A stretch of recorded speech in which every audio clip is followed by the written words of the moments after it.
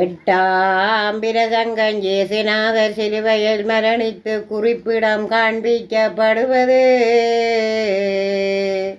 எங்கள் தயவாகிய இயேசுநாதர் சிலுவையில் அறையுண்டவருடைய இருபுறத்திலும் 2 கல்வரும் 2 சிலுவையில் ஏற்றி வைத்த விண்ணந்த துஷ்ட யூதர் தாங்கள் நினைத்தபடி மனதின் பிரியன் நிறைவேறும் என்று வெகு அகமகிழ்ச்சியாய் குதித்து ஆண்டவரை நோக்கி நானாவித நைராக்கிய விருடக மசங்க பண்ண துவங்கினார்கள்.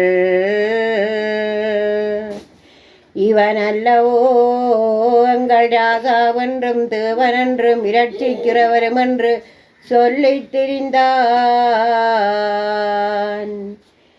இப்போ 2 கல்வரின் நடுவில் சிலுவையில் அறியப்பட்டு கல்வனாய் காண்குதே. தன் சீவனை இரட்சிக்க